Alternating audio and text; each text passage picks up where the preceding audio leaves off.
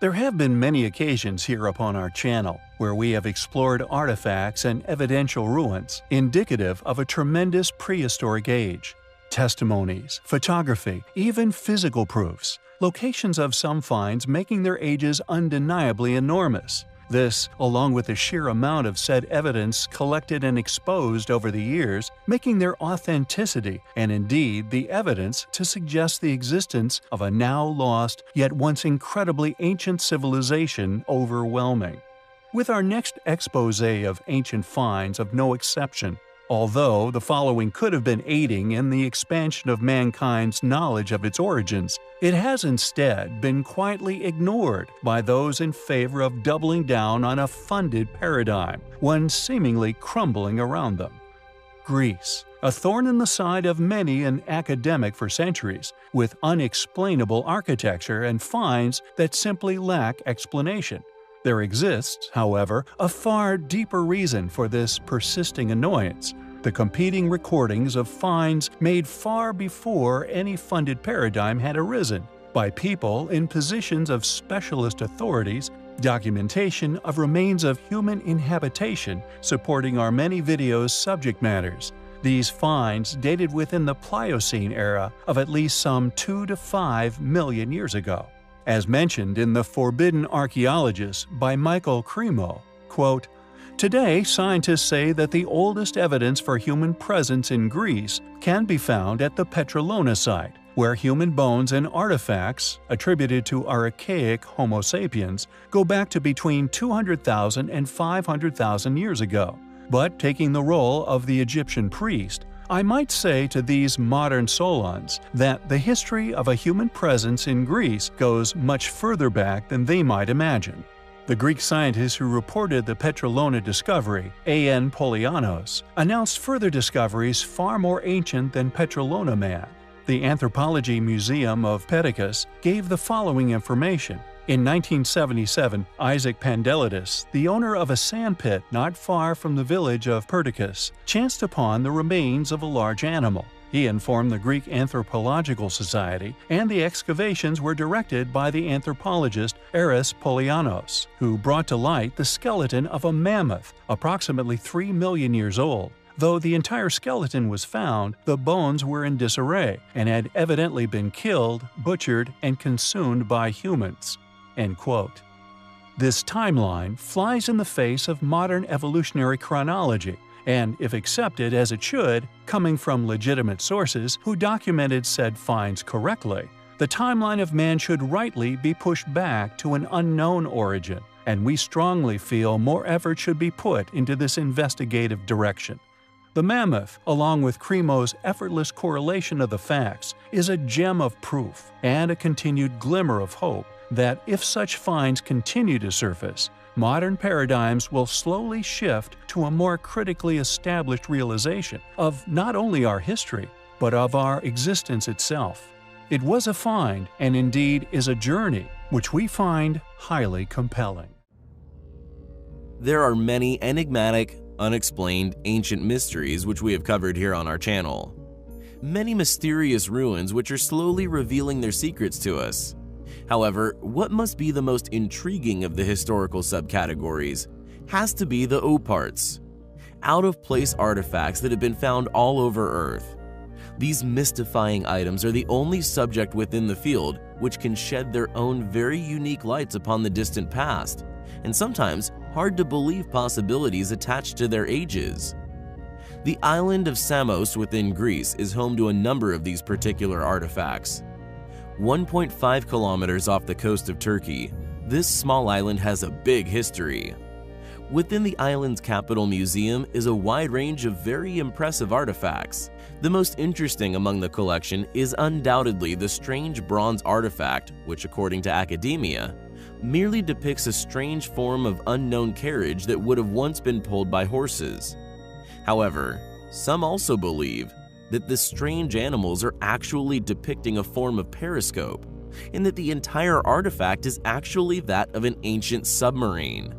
Additionally, there also exists another amazing artifact that we felt was worth a mention, found within private collection.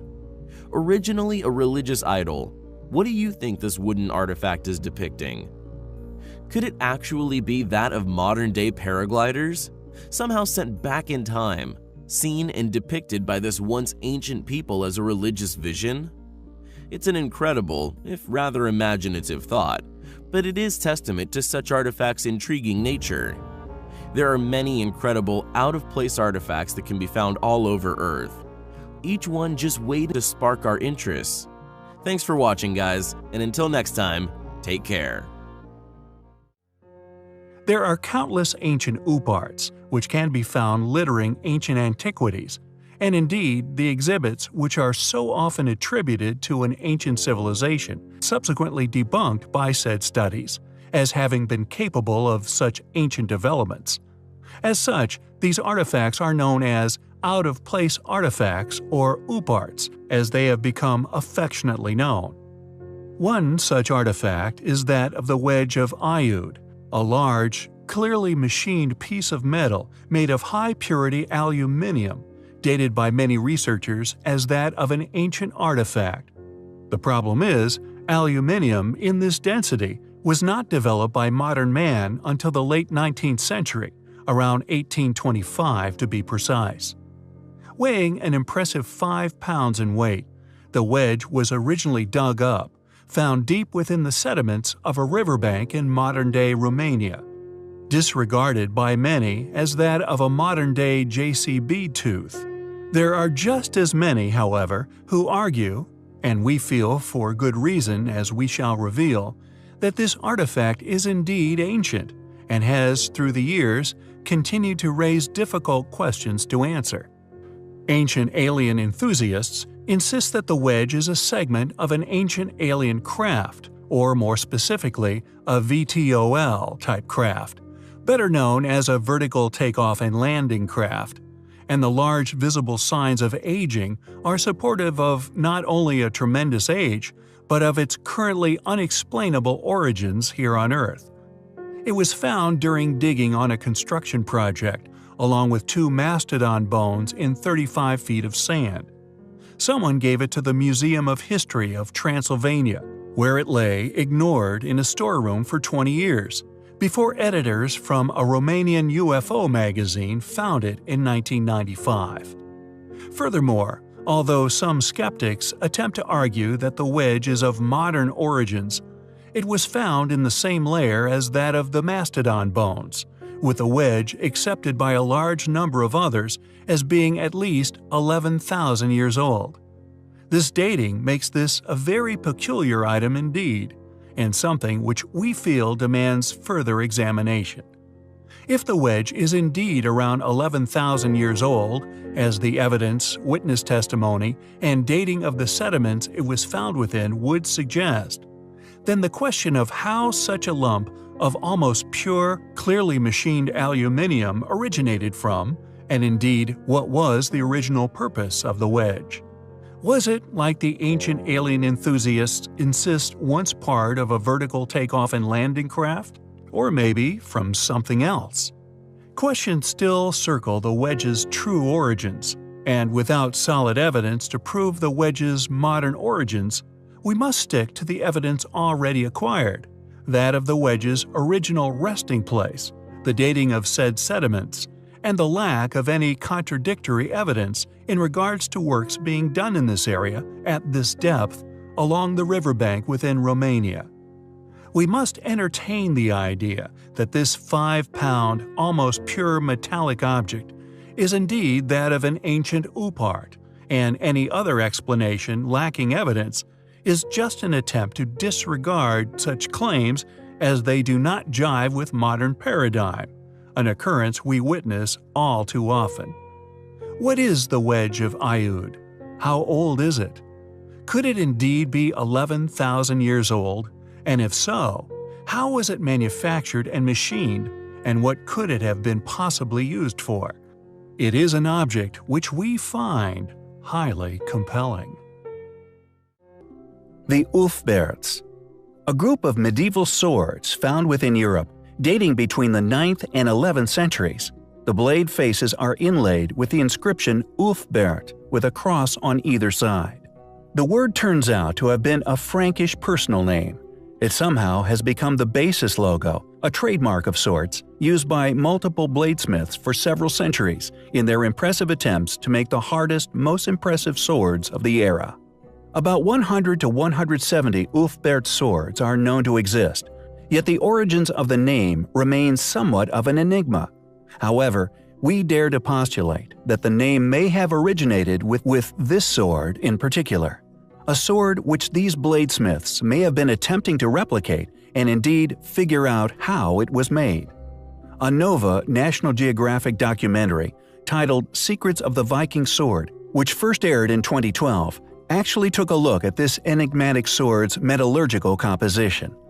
The ooparts sword has almost no slag content within its composition, and it has a carbon content 3 times that of other metals of the time. Carbon found to be a great addition in strengthening steel, creating a metal known as crucible steel, a critical discovery, something which made England famous some 800 years after this sword's creation. In the process of forging iron, the ore must be heated to 3,000 degrees Fahrenheit. This will bring the metal to a liquid molten state, allowing blacksmiths to reduce impurities called slag. However, medieval technology did not allow iron to be heated to such a high temperature. Thus, the slag was removed by pounding it out, a far less effective method. Modern blacksmith Richard Furrer of Wisconsin spoke to Nova about the difficulties of making such a sword. Furrer is described in the documentary as one of the few people on the planet who has the skills needed to try to reproduce the ooparts by hand.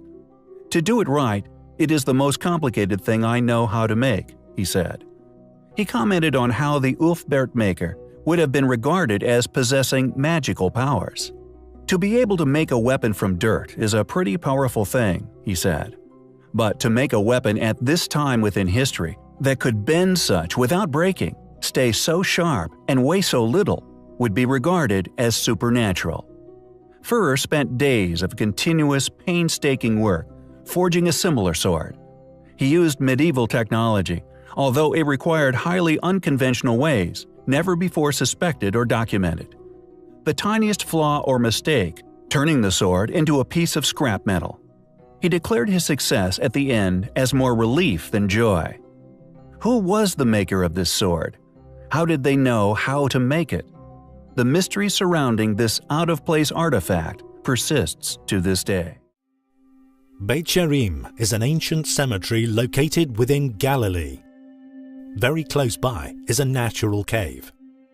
It had apparently fallen into disuse at the end of the 4th century and filled up partially with 4 or 5 feet of clay-like silt. In 1956, a bulldozer was taken in to clear the rubble, but what it would uncover can be seen as an enormous oopart, an out-of-place artifact. It turned out to be a large ancient rectangular slab made from an unknown material. Because of its size, measuring 6.5 by 11 feet long, 18 inches thick and weighing in at over 9 tons, it was not surprisingly left where it lay. With a perfectly level surface, its origins were a mystery, yet alas, at the time, not a pressing one. However, in 1963, members of a joint expedition of the Corning Museum of Glass and the University of Missouri would bring to light a curious reality. While surveying the region for possible remains of ancient glass factories, someone suggested that the Beit Sherim slab might have been made of glass. A suggestion initially perceived as a joke. Amazingly, chemical analysis was indeed carried out, confirming that this enormous and extremely ancient slab was indeed made of glass. It is therefore believed that the Beit Sherim slab is a huge piece of first-stage glass, meant to have been broken up and fashioned into objects somewhere else, that for some reason was abandoned right where it was made. In conclusion, several factors surrounding the existence of the slab are currently unexplainable. According to mainstream views surrounding the evolution of glassmaking, the production of such an enormous base material would have been simply impossible, requiring over 12 tons of raw materials, over 20 tons of furnace fuel, the maintaining of a temperature of over 1100 degrees centigrade for no less than 5 continuous days, finally producing a 9-ton slab of perfectly level, perfectly rectangular glass, clearly demonstrates the requirement of a highly advanced refinery with highly advanced technologies harnessed by a past civilization. Additionally, at the time of its discovery, only 2 other pieces of glass have ever been created that are larger. Both rest within the enormous telescopic mirrors of machines developed within the past century. It seems clear to us that the Beth Sherim slab is one of those rare gems that clearly demonstrates the past existence of a highly advanced, highly capable ancient civilization that once lived and was unfortunately lost here on Earth. We have in the past covered the astonishing ancient high technology still present within the gas-filled lens of Nineveh. Along with this proof of an ancient civilization's knowledge of glass-blowing and convex lens making, there is seemingly many more examples that have quietly been found, studied, and pushed into the archives of museums worldwide. In particular, those found within the ancient sites upon Crete. Although many a sleuth has discovered this fact and have subsequently investigated these claims and indeed proofs of an ancient civilization's astute awareness and past ability at creating these perplexing reading lenses of a surprisingly high quality. The first exposure of this truth came from a most unlikely of sources, that being the July issue of the British Journal of Physiological Optics in 1930, which contained a communication from a Mr. H.L. Taylor in, quote, "The Origin and Development of Lenses in Ancient Times," which ascribes the development of the lenses to the Cretans of 1800 BC. His examination of the museums of the Eastern Mediterranean has led him to the conclusion that ivory and steatite, the materials used for beads prior to 2000 BC, later replaced with rock crystals, onyx, agate, and cornelian. The discovery of the magnification produced by a bead of rock crystal, he believes, led to the production of lens-shaped beads, and eventually of lenses, such as those of the Royal Gaming Board, found in the palace at Knossos, the best of which now rest within the archives of the Museum Candia within Crete. Their magnification ability has been recorded at between 5 and 8 diopters and are plano-convex in shape. These quality lenses were then transported out of the area to the mainland, including Troy, Tyre, Nineveh, and the United Kingdom." End quote. However, any explanation as to how these ancient artifacts were indeed created remains unknown, or indeed untold. The closest anyone dare tread is claiming they are of natural rock crystal origins and developed accidentally. Regardless, their existence is undeniably highly compelling. The toppled obelisk of Axum within Ethiopia is not only one of the largest ancient megaliths on our planet, but indeed a rare surviving wonder of the ancient world. Estimated at well over 1,000 tons, it was mysteriously toppled sometime in history, destroyed like so many other enormous relics of a lost antiquity, possibly during a cataclysmic event, and its resulting earthquakes. Yet, regardless, this gigantic ancient monument was once quarried, transported, and then somehow erected at the foot of where it now lay. Among the many other smaller obelisks, all curiously still standing monuments. The site is in addition to the megalith, covered in false windows. Now we feel a feature which can be used as overwhelming proof that the builders of said site were not only in contact intercontinental, but in cooperation in regard to construction and stone-cutting technologies. Not only do the tunnel systems, claimed as tombs within the Axum site, possess polygonal masonry, an additional, now lost technology, yet also found intercontinentally within ancient sites around the globe. Furthermore, however, we can add another chapter to this proof of a once existing, now lost, but once highly capable and thus highly advanced ancient worldwide civilization, having once been responsible for the 1,000-plus ton megalithic sites around the world. Metal clamps.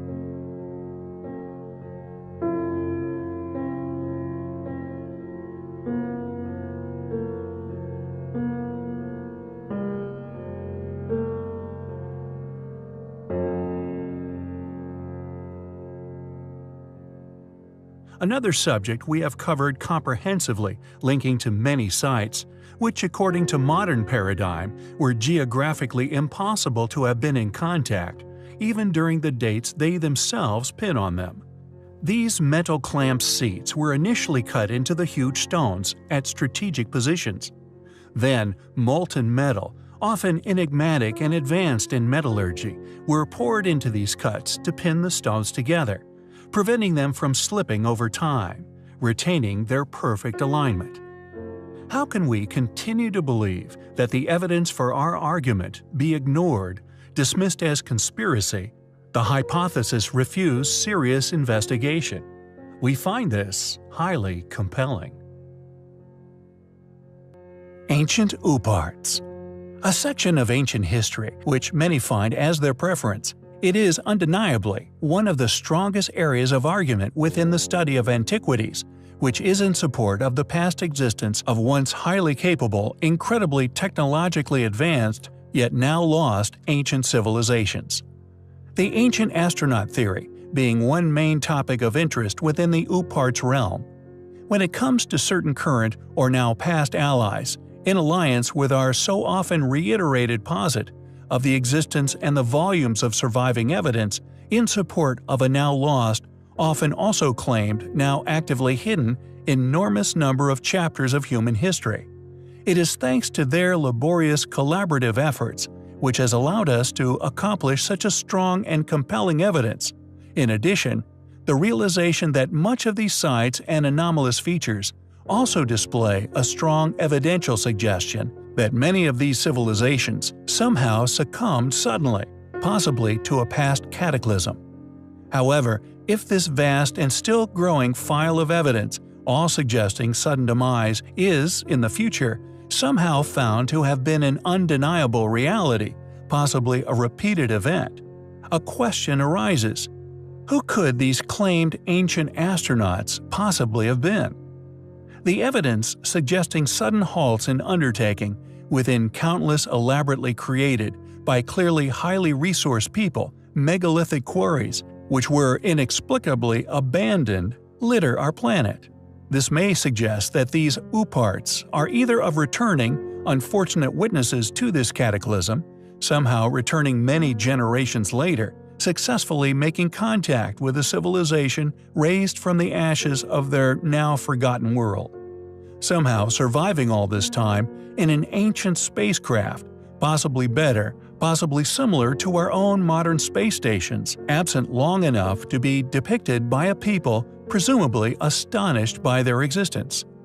Secondly, they could quite possibly depict ancient alien visitors to our planet, either once deliberately making contact or once crashing here, forcing these entities to make contact, thus witnessed. Yet, if true, their likeness to Earthlings is a controversial consequence to said history. Or are all somehow a mere coincidence? One or two hoaxes, we feel, is a real reality, but for all these magnificent, enigmatic, and often clear depictions of similarly looking individuals all being hoaxes? Yet so far separated geographically, we find unlikely. One must keep this in mind when studying such artifacts, such as the Istanbul rocket, the claimed ancient space module which became one of the most popular artifacts of the Istanbul Archaeological Museum. Sought after by Western scientists and media alike, pored over and written about in hundreds of articles across Europe, even featuring on television programs and within many newspaper articles.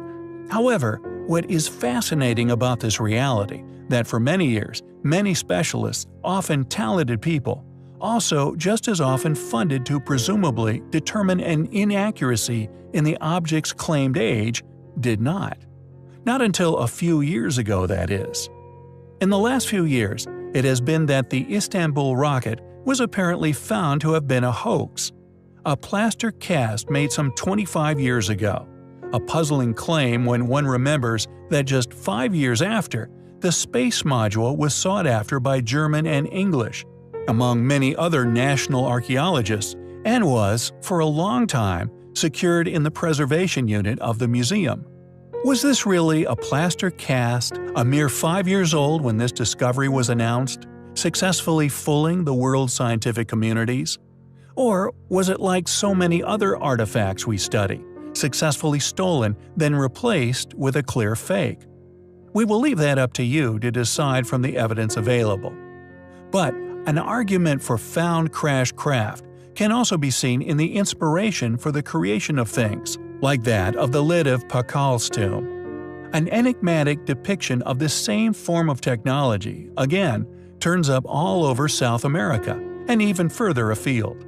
The Kiev spaceman, yet another found far away in the remote, desolate landscapes of Ukraine.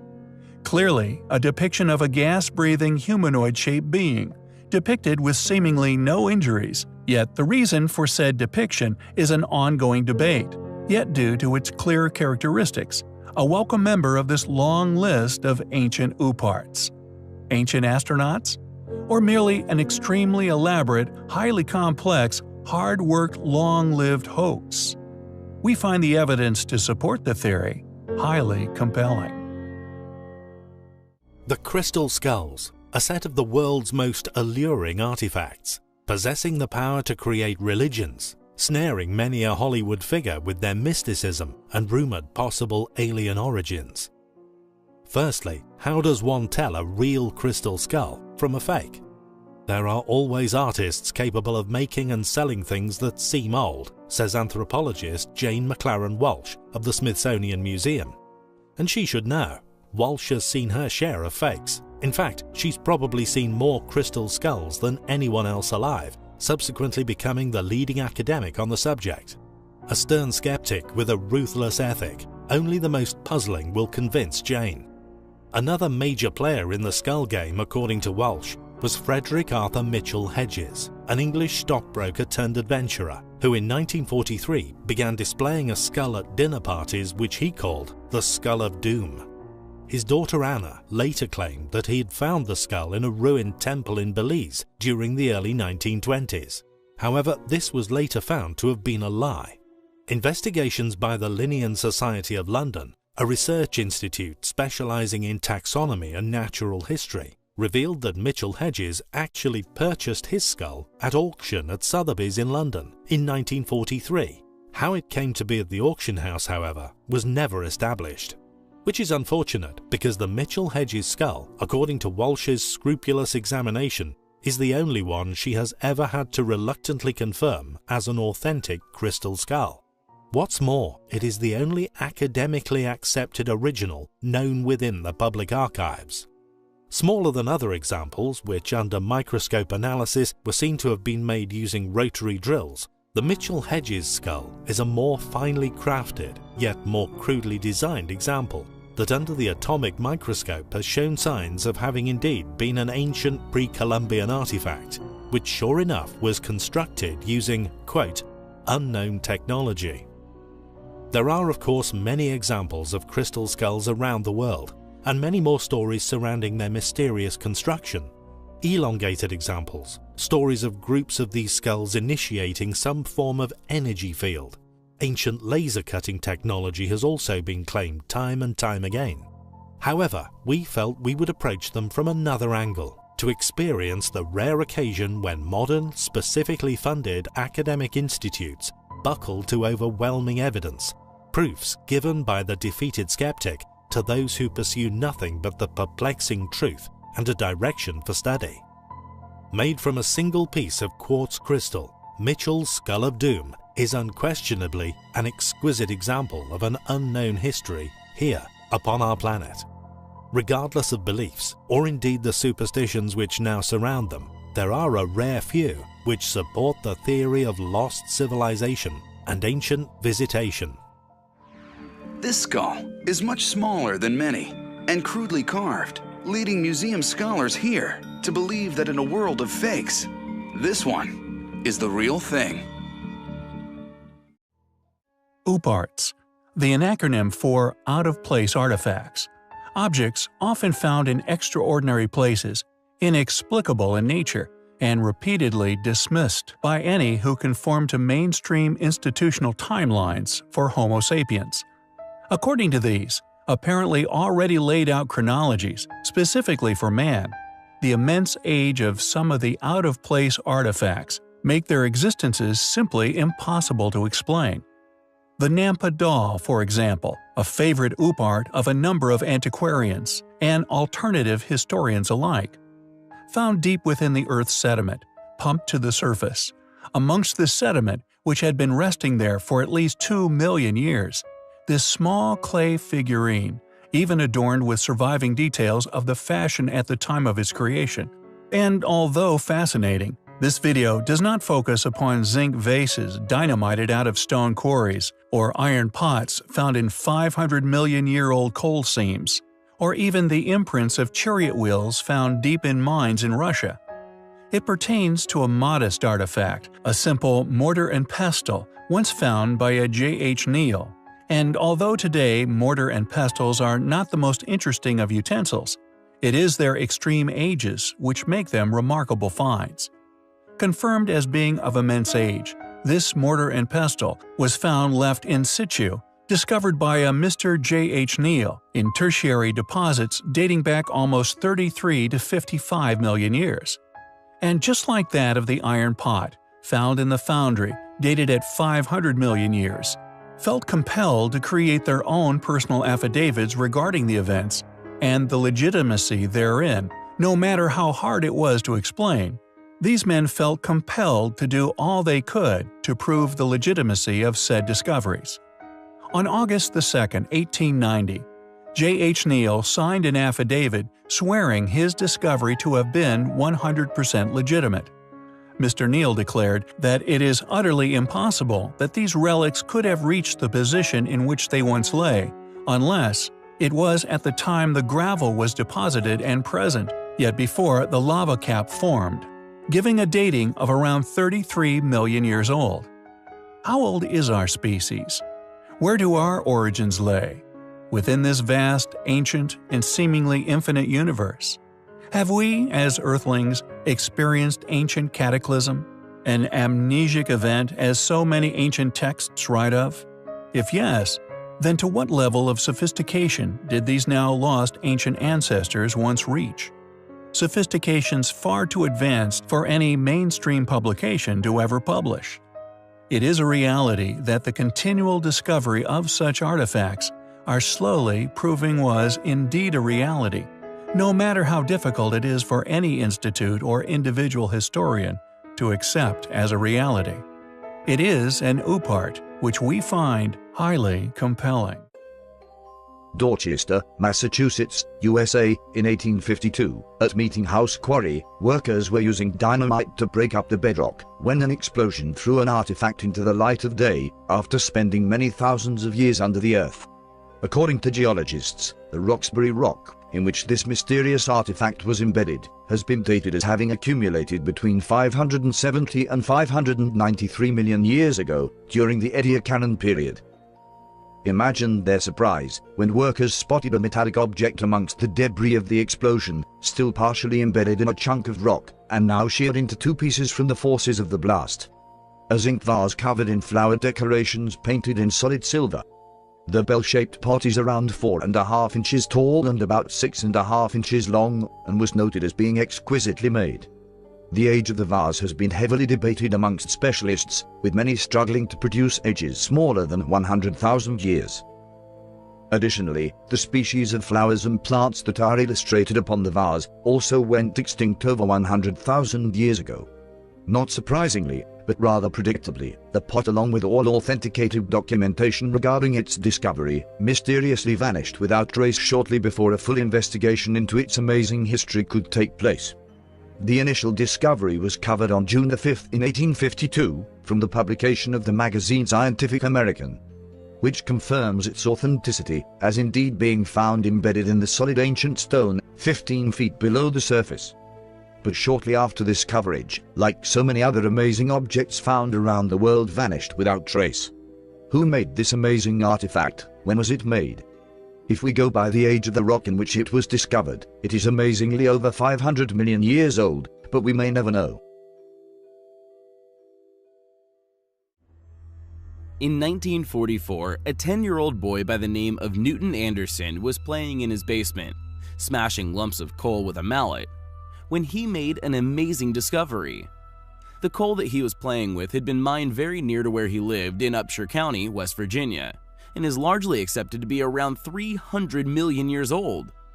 Imagine then Newton's and subsequently his parents' surprise when he presented to them this small bell, complete with strange winged figure and its possibly very ancient clapper, later found to be made of iron.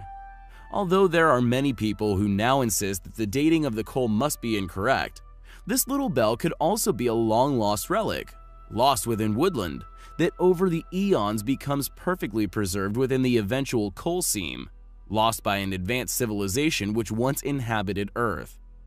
The bell is considered an antediluvian artifact, or an object of pre-flood origins by the Institute for Creation Research, who had the bell submitted for laboratory testing at the University of Oklahoma.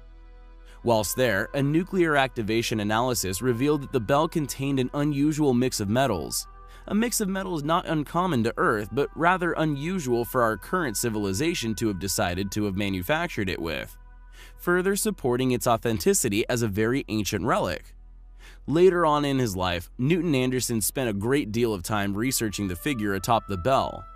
He discovered similarities to the Babylonian southwest wind demon called Pazuzu. The demon typically is shown with a prominent headpiece like the bell figure. The Hindu deity, Garuda, is sometimes depicted on top of bells, as is the Egyptian Isis. The kneeling posture with hands clasped is also quite like Garuda representations, and because of this, some have argued that it must be an Indian Ganta bell. However, these similar and often confusing arguments over very similar deities could be seen as a consequence of cataclysm. Past civilization and the mythologies briefly retained, and all recorded at a time before such belief systems became too clouded with other outside influences. Another rare artifact is this strange handle, also found in coal and fortunately photographed before it vanished forever. Totally petrified and reportedly appeared to have virtually turned to coal. According to those who briefly investigated it, the handle appeared as well made as any modern handle. What do you think regarding these strange objects? Can coal form and objects petrify faster than we have ever witnessed? Or are these relics indeed millions of years old? Thanks for watching, guys, and until next time, take care. Hey guys, so today I wanted to share with you a rather special out-of-place artifact. It's known as the Fisher Canyon footprint, and it's actually a lump of coal. However, this small lump of coal is something very special. It's an artifact we hold dear to our hearts here at Mystery History. Since its discovery in the early 1900s by a man named John T. Reed, a character we have actually covered in the past, it has been silencing skeptics and evolutionists the world over. John T. Reed was the man responsible for confirming native Indian legends of a race of red-headed giants that once terrorized the American continent some 13,000 years ago. When John found the Fisher Canyon footprint, he reported it to the New York Sunday American. The coal layer in which the fossil was found was dated at over 15 million years ago.